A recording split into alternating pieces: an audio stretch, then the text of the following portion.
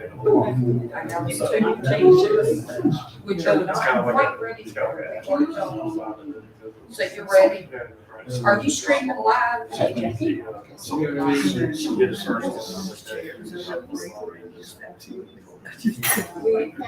agendas will be up there.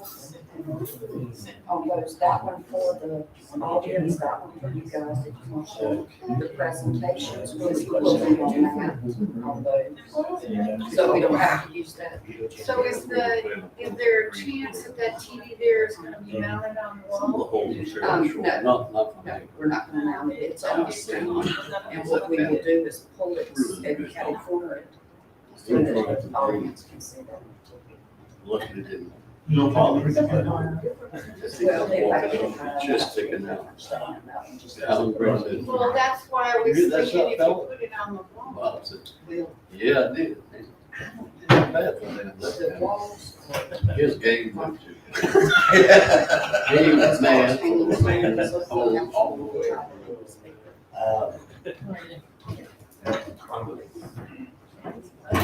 It's, actually steel back there. So And how there's are you no- gonna there's no- mount that one there? There's no, well, that's not as heavy, those speakers are about 60 pounds. The TVs are not.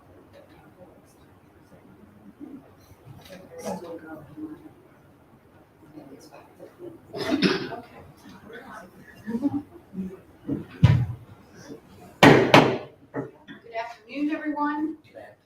I'd like to call today's meeting to order.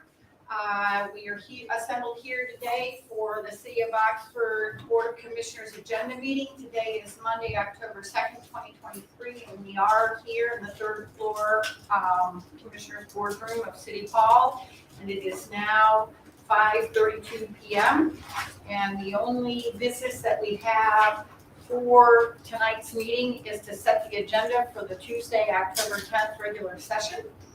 And so with that, we'll go forward to the very beginning part. And I think I'd like to say, I think we need to check this down in our Reverend Newton Duncan's name. That's the one that was given to you. Oh, it was? Yes, Okay, but I will double check. please do.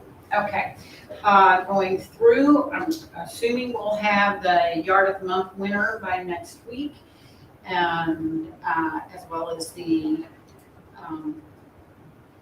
Morgan Wren Employee of the Month, and 2 proclamations, and a wonderful presentation by Stephen Blasco, our Public Works Director, on the downtown art displays. Moving forward, we will have a public hearing and to receive citizen input on text amendment. This is, in essence, this is a zoning change. So, no, it's a text amendment. If you recall the prior meeting, the request was for a zoning change, which really wasn't that favorable. And so in having the planning board meeting, we thought that it would be a win-win situation rather than ask for a small piece of land to be rezoned to something that really wasn't consistent to the plan, but rather ask for an amendment. So that's the way it was advertised in preparation for this meeting. So, which means that with an amendment, you're just allowing at this location, but it's still going to remain zoned. It's gonna stay the same, and we're gonna allow it with the special use. Okay, thank you. Do any of the board have any questions for Ms. Hart at this time on this item? I have a little bit more, if I may. Since the current zoning is neighborhood business, which would be more likely to have shrubbery and things like that delineating businesses rather than screen fences, is it possible to require, rather than a more industrial looking screen fence, to say that there needs to be shrubbery screening from the work area, which might be more conforming with the comprehensive plan for, what we hope this area will become. So the, owners, they, in speaking with them, of course, was in agreement with, where the fence is already up. So they're in agreement of screening the fence, and they even have the cloth-like fabric that they could use, and they were not opposed to any type of landscaping around the fence. And I think that may have been one of the conditions presented. Okay, And if not, that would not be a problem. okay, so the board would have the ability, if it so chose, to add a requirement of additional landscaping, that's outside of the fence if they wanted. That's correct. Okay, that's great. One question. Please. With regards to this piece of property, exactly where is it located? Is it that old warehouse that's right in there? No, it's not a warehouse, it's a cinder block building, and I think it may have been a church in it, and, it was all over the area. And it's adjacent to the property that the family diner. Yes, right, yeah. Oh, I know where you are, yeah. Okay, It's thank you. where, I know where we are. It's where Reverend's desk originally started, Cornerstone. Okay.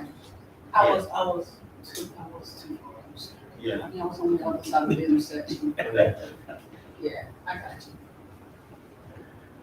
But would there even be enough room though for fencing and shrubbery? The fence is already. Already there. You might need to go out, take a look. Yeah, I was just eating there, I mean, there's no. Well, it's in the parking on it. It's rear. not- Oh, yeah, it's tight. It's in the rear. So you wouldn't really notice Oh, it unless you're looking. Yeah, you have to go around, Okay, walk around to see it. okay, I'm good. Okay, I'm just missing a little. no, okay, excellent. Item 5.2, so are we done? Anyone questions on that? Also, Yes, sir. Google says Kathy Nick talked to. Yeah, I've already Okay, fixed gotcha. it. All right. So I think maybe it was a typo on the ring. Okay.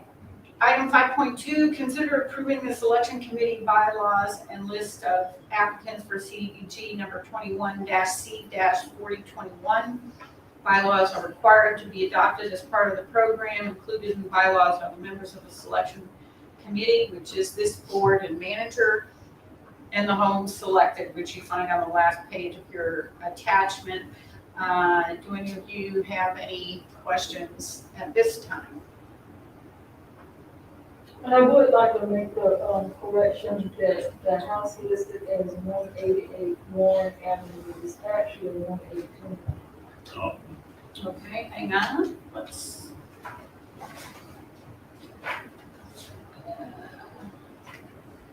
Okay, 118 Warren Avenue, that's the second house on your list, colleagues. If you have figured out how to write on your electronic version, I have. which I have not yet. Oh, good afternoon, Mr. Burnett. Okay, do any of you all have any questions for Ms. Hart on this? Yes? Just for point of clarification, it qualifies the definitions for the population of this program. And the one that I struggled with was a large family household is composed of 5 or more individuals, at least 4 of which are immediate family members. So does that preclude some of these blended families or the non-traditional type relationships, or how does that work? With, one partner has 2 kids, another partner has 2 kids. I was just curious. It would be, in my mind, exclusionary of something that's almost becoming the norm. And that may be, but the particular wording that you have before you is what is listed under the guidelines. So For this program. for this program, that's correct. I think because Teresa, there's a lot of partnerships now, aren't there? They might not be married couples technically, but they've been in partnerships for years, so. So I guess my follow-up question for Ms. Hart would be, if if they're married, then it doesn't matter, right? That's correct. But what you're referring to, Commissioner Gilreath, is that if they are not married but cohabitating, Whatever language we're interested in. With, and bringing in maybe children from different relationships. I mean, but never to. I will find the information out for that question. I don't want to, Yeah. I you would know, love to play see- around with something I really don't know. the answer Exactly. Right, thank you. I was just curious.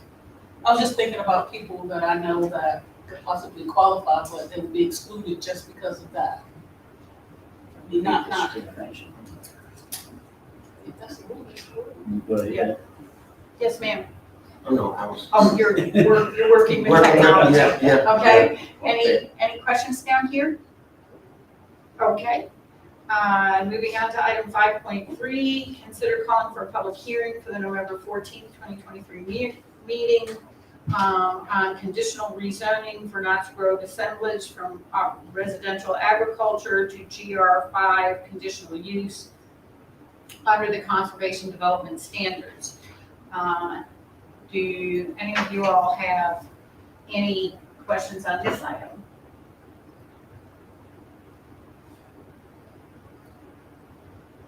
Okay, I have a few, if I may. One of them is, as I understand it, the conservation development standards allow for increased density in exchange for setting aside. So there's a twofold question. 55% of the land for green space, 30% for passive unenhanced, and 25% enhanced. But in exchange for that, it allows to add 2 dwelling units per acre. So if it's zone GR3, then under the conservation standards, if they adhere to that open space requirement, then GR3 could actually build up to 5 units per acre. So my question was, if in their request, they are saying the maximum density will be 3.23, could they not request 3 or be encouraged to request 3 dwelling units, which would allow them up to 5, rather than asking for 5, which technically, Did they ask for five? that's It's what GR5. it's being asked for, GR5. is to Right, do. so they asked for that particular, zoning. So, I mean, you all have the ability to say what you want and what they ask for. So if you want to see more or less, I think you have the ability to ask for that. And then related to that is that in the UDO, it says 30% passive, 25% active. So 25%, 30% passive unimproved at 78 acres is there, but 25% is 65 acres of active green space, not 19. So I guess my question is, that's not completely conservation use by what we have in our UDO.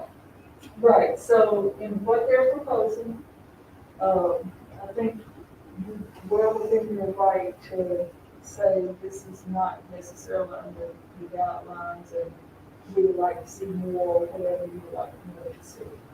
So this is the time to ask for those items. Okay. So, thank you very much. So, yes, ma'am. So have they shared what the amenities would be and They did share, the concept of what they would like to do, and, I think it would be, you know, interesting to see, you know, for you all to see what they have planned. So it hasn't been, it's not, well, I just see amenities, and it doesn't, I don't recall reading anything that describes what their proposal is. Right, and you probably will see that more in the presentation that they have for you. So that'll be next week? That'll be, the presentation will actually take place next month. November. November. Oh, right, sorry. So we're just calling for the public hearing, I apologize. So the areas that talk about active open space, what are we really saying there? I'm not understanding the question. Well, they labeled it active open space, and then in other areas they call, and then even smaller areas become active open space. But I understand that walking or pedestrian paths are, in my mind, active too, so what are we describing there? And then they're spread out across this piece of property. Well, sure. If, we want them spread out, we want some centralized, we want things spread out so different areas of the community can get to it. And normally the active open space has some type of improvement to it, or has, whether it's benches or grills or play structure or different things like that. So it doesn't actually have to be like a ball field or something, but of course you did dog park with any of those things. And I think you'll see more details, once they provide their PowerPoint presentation. Okay, thank you. Any further questions? Okay, then moving on to item 5.4, which is consider calling for a public hearing from November 14th, 2023 meeting to consider a conditional rezoning request, and this is for Raleigh Road assemblage from RA residential agricultural to GR 5 conditional use also, and I'm afraid if I start trying to pull up that one, I'm gonna lose the one that I have now on my, so we don't have a site plan map. On Raleigh Road? We don't have a site plan map for, Yes, yours is better.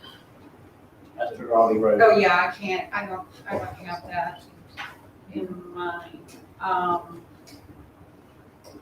And it's gotta be another one. Yeah, it's an attachment on that, it's on There you go.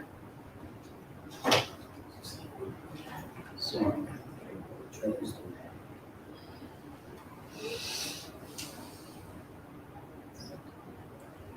All right, we'll see.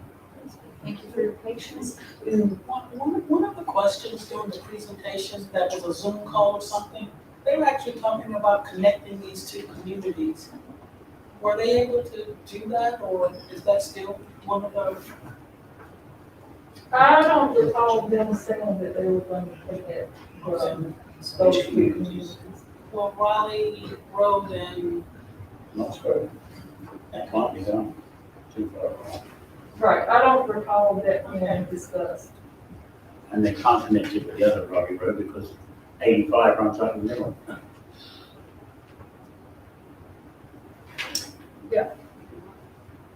That's what I'm. Okay,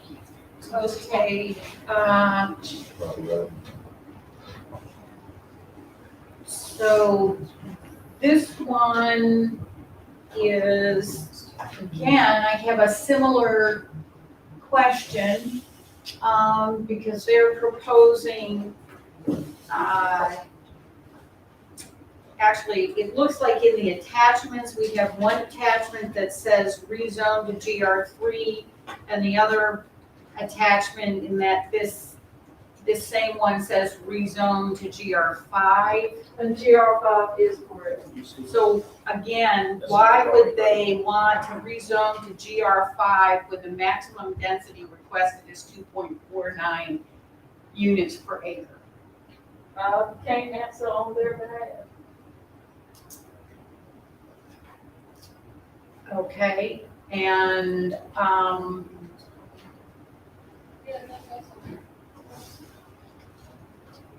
and I have another question, I'm sorry, this goes back to 5.3, which says planning board recommends approval of the text amendment. So it's referred on 5.3 as a text amendment rather than a rezoning, but it's a rezoning. It is a rezoning for debt development. We have two rezoning, conditional rezoning requests. Both of them are requested from GR 5. And if you see anything at all regarding text amendment, it's for that first case off of North Goshen Street. that we Okay, just so then the So that item, may be a the item that's in our demonstration. agenda set is referring to it as a text amendment. So we have two conditional rezoning and a text amendment. Correct. Okay.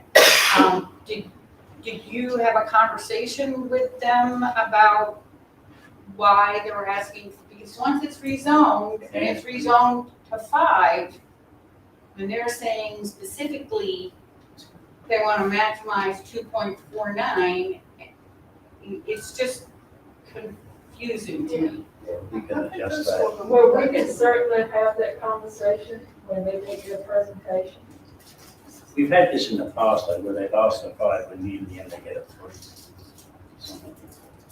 We can do that.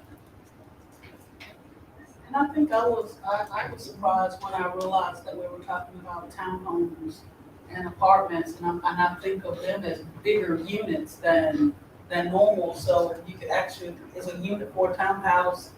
I don't think we're talking about apartments for these two, though.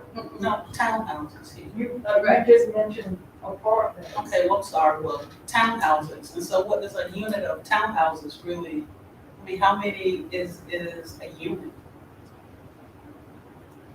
I mean, So how many units you have per, like, little sections? well, I was just trying to qualify when it says like 2.9 or 2.5 per acre. And I'm thinking, why am I not able to figure this out and understand envision how dense this really is? Commissioner, I think one of the things is, I mean, I've always been a proponent of allowing townhomes in conservation use areas, because if you allow for all that open space, then you have to compress the housing units closer together, which, I agree, but they said 2.5 units. Thank you. but not spread out, but when you're calculating the total amount of units that are allowed for the total, you multiply that per acre, so that would give you the total that you're allowed, but you compress it into a smaller land space. Is that a reasonable capture of that, Ms. Hart? I think what you're asking, 1 unit is 1 home. Is that what your question was, 2.5? Well, in theory, the answer is yes, but maybe, I said, well, maybe townhomes are evaluated a little bit differently now. Well, thank you. So, yeah, I really do have a concern there. I thought maybe I missed something.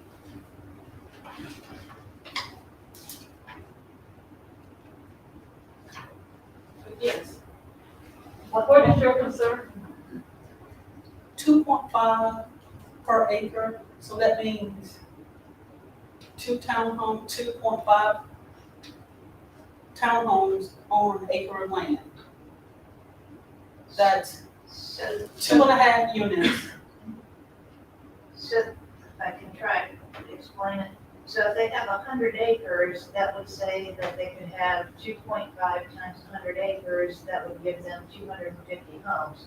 But instead of putting that 250 townhome units on 100 acres, they're only gonna put it on, say, 25 acres, so they bump up. I mean, they're very tight together because the other 75 acres is gonna be open space. So they they consolidate So we're everything. looking at the total area of land. They're looking at the total area. I'm good. I got you. Because in the past, my question would be, are they able then to go back and utilize some of that land that they didn't use as a result of having this conservation for this project and go, okay, thank you, that's exactly where I was going. I'm good, thank you, I'm sorry, Cheryl. Excellent. Thank you very much. Any questions down here? Okay, excellent. Any further questions on this side? No. Okay, I just have one last one, and this is because I saw this when I was in Raleigh and a property had been cut. I know, cleared for development, and I know that we have in our UDO a requirement for checking the trees and a requirement to keep old growth trees and inventory it, but out at the Meadows on 96, it would appear that that was not done. And not necessarily actually, but I don't know. Anyway, there were, everything was taken out. Are we going to be starting to require that they, or did they bring us an inventory of old growth trees as our UDO states before they cut everything down? And the reason why I noticed it is in this So you're property in asking, Raleigh. did the Meadows bring in that before they cut it down? Mhm. I honestly don't remember. I mean, since the Meadows was approved and the process started in 2018, Okay, and we're looking at what all we have in place now, I honestly can't remember. okay. But that would be a requirement for anything coming online now. Right, but, yeah.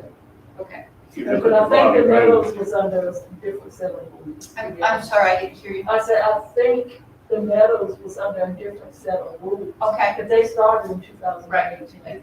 thank you for clarifying that. I forgot about that. the schematic for Raleigh Road, there is in there an old tree Mm-hmm. that they're going to leave, and Okay. an old chimney they're going to leave, so it's actually in the UDO corresponding. Right, so we just want to make sure that, So whose responsibility is it to follow up with what is preserved and what isn't, and do that checks and balances?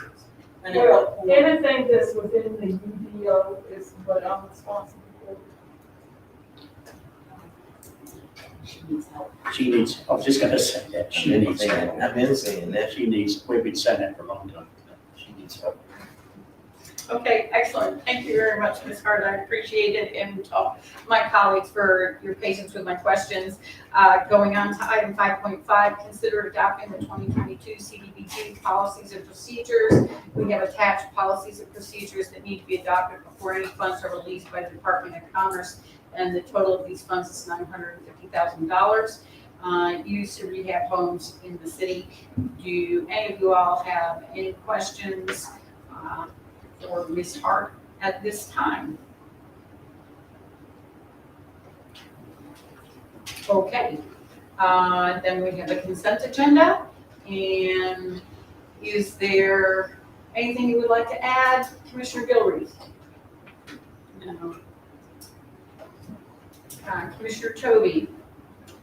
Just one thing, I want to thank our city manager and Amy, our engineer, for answering my questions from concerned businessmen down Hillsborough Street. They were concerned about the parking and the vehicles, and kudos to them. They went out and they spoke to the people and got things resolved satisfactorily, which I think is great. It's city great. working in action. It is great, and I would have to add to that, and they responded, working very hard to figure out how to avoid, as we heard from the manager last week, any destruction of College Street during the Christmas shopping season. Oh, yes, I mean, it's, That's a big deal. so I want to thank them. They responded very well, so it's great. Excellent. Thank you. Commissioner Bridges? Okay. Mayor Pro Tem, Tonight. Commissioner Bullock? Just a quick note, I was in the other day to pay my water bill. And in front of me was a lady whose somewhat upset about her water bill. And I thought the young lady, I'm drawing a blank on her name, I'm sorry, handled it beautifully. She was very professional, but at the same time showed care and concern for the person in their situation and offered advice that she could. When the lady asked for a recommendation on plumbing and all that, she said, I can't do that. I thought she handled it very well, which just reinforces what a good staff we have. I sent a note to city manager and finance director to just acknowledge that she did a great job. Super, that's wonderful to hear. We've got a lot of really good folks working for the city. Okay, wonderful. Commissioner Lumpkins? Can we, two small things. Can we get like a little update on the road construction going down? That's been going on in the town recently, like timeline or anything like that? Just curious if somebody asked me, but people didn't. Okay. Do you have anything you want to add right now, Mr. Taylor? I think the thing that most are concerned with is College Street and the water line installation. That's going to take place after the new year. We anticipate what's going on in Hillsborough as far as the installation of sewer to be done by the end of the month. We may end up having to do some asphalting in the first week of November, but it should be pretty clear of the Christmas season.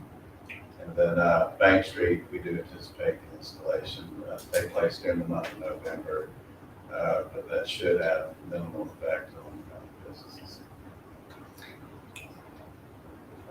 I was gonna ask a follow-up question to that. If you had Please, something. No. That's why I'm looking at you. Just out of curiosity, but I noticed like maybe one or two of the trees that they cut down. Let's deal with that. That was because they were like laterals or in the way there. And we had to adjust those. Yes. I was just curious. Okay. So, sewer on this stretch of Hillsborough is still going to take almost another 4 weeks. So, We hope sooner, but we're saying 4 weeks. okay. And there's really nothing we can do to ease the shop owners. Is there distress?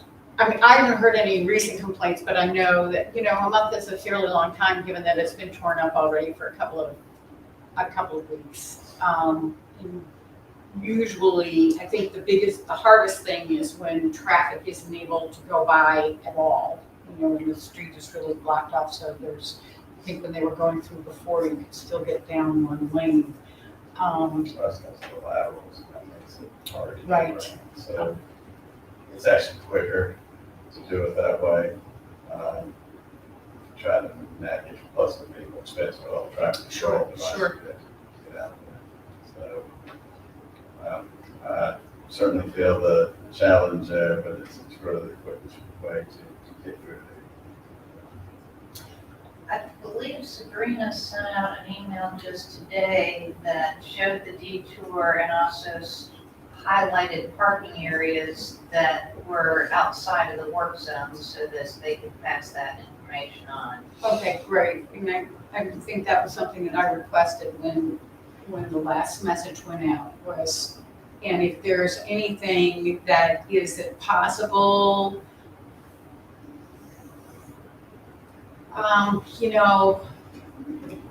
hopefully most people know that they can go park behind Ace and in there, or hopefully have access from Warehouse Square. So that signage maybe to direct people forward. That's I guess that's what I'm thinking about is it possible for the contractor on there, right now we just have men working signs and go this way, but, something that I see if we can try to get some additional signage directly for parking. Thank you. Okay. Anything else, Commissioner Hopkins? Can I Okay. add one more? Yes, please. Tuesday night, can we get an update on possible plans for the armor? That's, It would not be very detailed. No, just, It'd be very, so we're still planning on some joint uses of presented, or I mean, just, where are we? Yeah, that's fine. Okay, excellent, and Mr. Taylor, I'm gonna go to you in a minute, but I have another question about the work downtown, and one that is, since sewer is coming up Hillsborough, and my understanding is that there's always been an issue at the location where Jones Drug used to be, because that tenant, or that building is tied to a private but inadequate sewer line. Am I correct about that? I met with Mr. King this morning, and we are bringing his sewer out to the front as well as his water. He is in agreement with where it is going and happy with the solution. So, and he was the only one that was really, is everybody else already on board for coming out that way? Or is it really just particularly that location because it was a food prep site? Yeah, agree. Multiple units on both sides of the road are facing the same issue with sewer going to the back, to private lines that are under buildings. And we are pushing everybody to the front, or providing a connection to the front for the vacant buildings. We have been meeting with the builders or the owners and showing them or asking them, where do they need their service? Where in the front can they tie to? I know the yoga studio is looking at that, as well as Wilkinson's. And, as you mentioned, the old Jones Drug or John Dave's. We will be providing a service to the front. Now, if they're occupied and they're not having an issue, they can stay as they are. But you're offering everybody the opportunity, and bless you. And the sewer is too deep for our folks to actually make those taps and provide those services in the future. So we're doing that now, because otherwise it would have to be contracted out if it was done down the line. Excellent, that's huge. Thank you. Another example of good staff. Thank you. Sure, every day. Thank you. Yes, Commissioner. Well, I'm aware of a situation that's happening with the new development on the tail end of Country Club and Ivy Day Road, I guess. And they have lots of entryways into their work site, but they're also using that one side street right in front of a couple of homes and stuff. And I noticed that there's new water lines, I guess, going in there. And it just seems like it's encroaching on the house's yard on this way versus cutting the road here. And I was just curious, what is the process or for getting the new water? I'm assuming they're new water lines going to the new development is what I'm assuming. The disruption to the yards that are at the existing homes currently, that's from a new sewer line going in. The other side of the road will not be disturbed, but they are having issues with the line that they installed. It's not passing tests. And so they have not cleaned up the residents' yards because they may have to dig that line back up. But they are actually, the majority of the mud, and another way to put it, is in the road right of way. It does appear that it's their yard, but it's in the road right of way. There may be some that is, sloping off into their yard, but they're working in the city road right of way.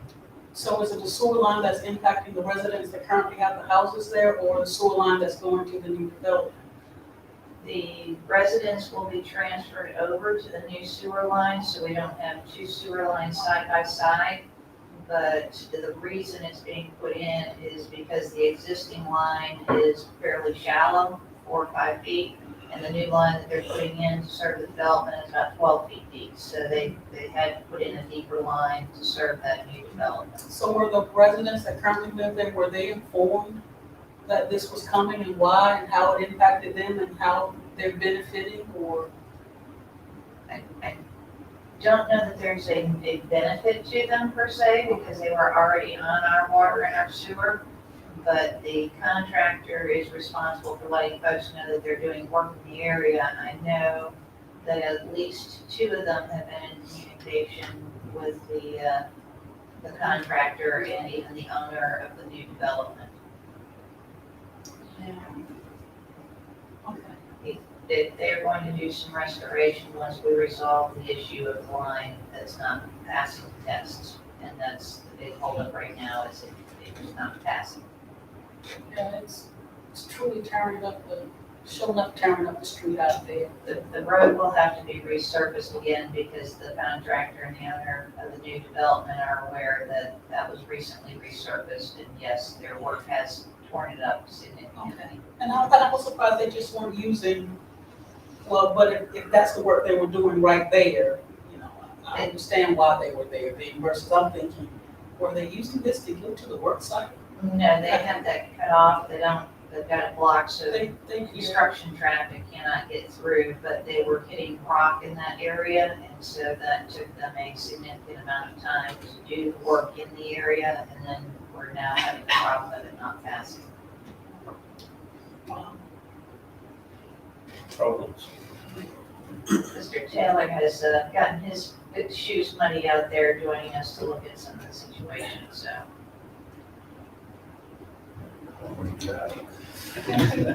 He's hands on. Are you good with your question? Yeah, so if citizens have any issues, who shall we direct them to the manager? And then I'll direct you to everything. Yes, sir. Well, direct them to Rob. Did you get it? I'm not talking to him. Okay, excellent. One last, question about downtown. Mr. Taylor, you said they're coming up College Street when they get back to it with water. I thought they'd already, so did they do sewer when they dug it up before? Okay, so it was just my misunderstanding. They were doing water everywhere else. But sewer is what's been done on the section of College Street and it's water coming. Correct. Okay, thank you. Now, Mr. Taylor, anything you would like to add or tell us about?